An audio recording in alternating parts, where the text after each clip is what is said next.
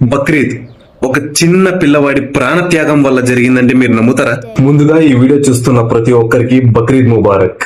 బక్రీద్ అనగానే friend phone చేసి మావా బిర్యానీ ఆడా అనడం కాదు. అసలు బక్రీద్ అంటే ఏంటి, దాని హిస్టరీ ఏంటి, అసలు బక్రీద్ ఎందుకు జరుపుకుంటారు, నేను ఒక సింపుల్ మేనర్ లో మీ ముందు పెట్టేస్తా. ముస్లిమ్స్ జరుపుకునే ముఖ్యమైన పండుగలలో బక్రీద్ ఒకటి. కొన్ని వేల సంవత్సరాల ముందు ఇబ్రహీం అనే ఒక గొప్ప భక్తుడు ఉండేవాడు. అతనికి అసలు సంతానమే ఉండేది కాదు. తను బిడ్డల కోసం దేవుడికి ప్రేయర్ చేయని రోజే ఉండేది కాదు. అలా రోజు ప్రేయర్ చేయగా తనకి 80 years వయసు ఉన్నప్పుడు తనకు ఒక కొడుకు పుడతాడు. ఆ కొడుకు పేరే ఇస్మాయిల్. ఇబ్రహీంకి రోజు కలలో తన కొడుకుని బలిచ్చినట్టు కలలు వచ్చేవి.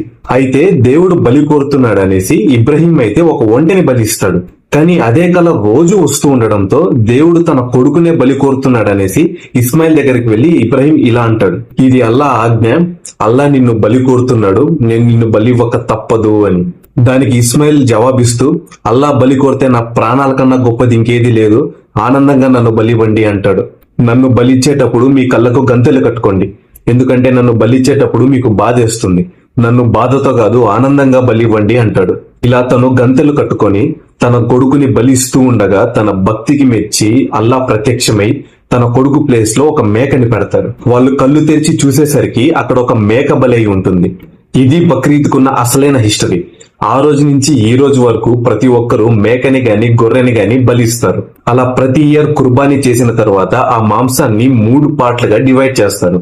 ఒక పార్ట్ కంప్లీట్ గా పూర్ పీపుల్స్ కి, ఒక పార్ట్ వాళ్ళ రిలేటివ్స్ కి, మిగిలిన పార్ట్ వాళ్ళు తినడానికి యూజ్ చేసుకుంటారంట.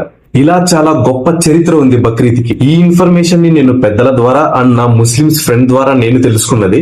నేనేదైనా తప్పుగా చెప్పినా తప్పుగా మాట్లాడినా నన్ను క్షమించండి.